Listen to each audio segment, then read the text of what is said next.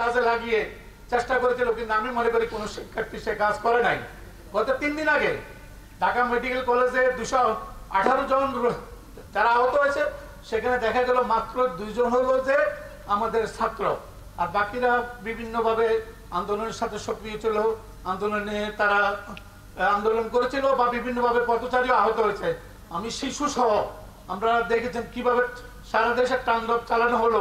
এমনকি আপনারা দেখেন এখন কোমল শিক্ষার্থীদেরকে, গার্জিয়ানদেরকে বিভিন্নভাবে বিভিন্ন তথ্য দিয়ে, মিথ্যা তথ্য দিয়ে ফেসবুকের মাধ্যমে যে সমস্ত ঘটনা ঘটে নাই সেটাও বর্ণনা তারা করছে।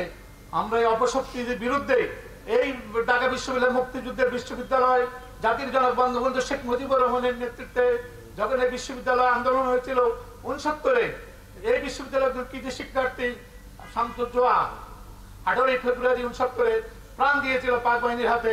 সারা দেশের শিক্ষক, ছাত্র, জনগণ রাস্তায় নেমে এসেছিল। আইয়ুব খানের তপ্ত তাউসকে কাঁপিয়ে দিয়ে আইয়ুব খানের পতন হয়েছিল। 71 সালে মুক্তিযুদ্ধের আগে এই বিশ্ববিদ্যালয়ে আমরা যেখানে দাঁড়িয়েছি, এখান থেকে এখানের পাশে এই বটতলায় সেখানে একটা বটগাছ ছিল, এখান থেকে আমাদের স্বাধীনতার পতাকা উত্তোলিত হয়েছিল বঙ্গবন্ধুর নির্দেশে। আর এই বিশ্ববিদ্যালয়ের শিক্ষক শিক্ষার্থীরা এদেশের জন্য, এই জাতির জন্য, একটা দেশ স্বাধীনতার জন্য বঙ্গবন্ধুর নির্দেশে যে বিশ্ববিদ্যালয় সম্পৃক্ত ছিল, পৃথিবীর একমাত্র বিশ্ববিদ্যালয় যে বিশ্ববিদ্যালয় একটা স্বাধীন দেশ উপহার দিয়েছে বঙ্গবন্ধুর নেতৃত্বে। আজকে দেখলেন মুক্তিযুদ্ধ বিরোধী শক্তি যারা এদেশকে কখনোই মেনে নেয় নাই, যারা 71 সালে মুক্তিযুদ্ধের বিরোধিতা করার পরও 53 বছর কোনদিন ক্ষমা চায় নাই। আমরা দেখেছি পৃথিবীর বিভিন্ন দেশে যখন যুদ্ধের কারণে, আমরা জাপানের প্রধানমন্ত্রীকেও দেখেছি, মার্কিন যুক্তরাষ্ট্রের এই যে হিরোশিমা নাগাসাকির ব্যাপারে মার্কিন যুক্তরাষ্ট্রের প্রেসিডেন্টকেও সেখানে ক্ষমা চেয়েছেন। কিন্তু আমরা দেখেছি যে এই রাজাকার আল বদর, আল শামস, তারা কোনোদিনও ক্ষমা চায় নাই। আমরা দেখেছি যে গতকালকে বা পরশুদিন জামাত শিবিরকে নিষিদ্ধ করেছে শিক্ষক সমিতির পক্ষ থেকে, নীল দলের পক্ষ থেকে। আমরা মুক্তিযুদ্ধের শপথ শক্তি, এটার পক্ষে আমরা অভিনন্দন জানাই। সরকার এই কাজটি সঠিক কাজ করেছে। আমরা বলবো যে এখন আমরা যারা হত্যাকারী, যারা আমাদের শিক্ষার্থীদের হত্যা করেছে, এদেশের জনগণকে হত্যা করেছে, আমরা তাদের বিচার চাই।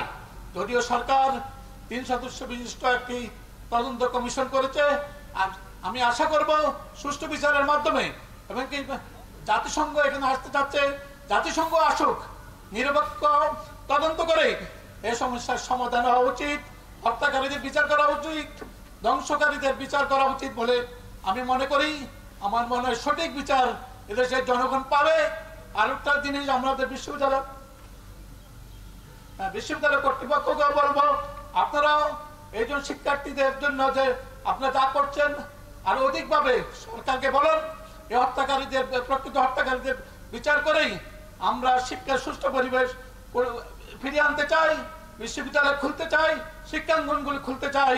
কারণ এই শিক্ষার্থীদের হাতে আছে এদেশের নেতৃত্ব। আপনাদের সবাইকে ধন্যবাদ জানিয়ে আজকে আমার বক্তব্য শেষ করছি। জয় বাংলা, জয় বঙ্গবন্ধু।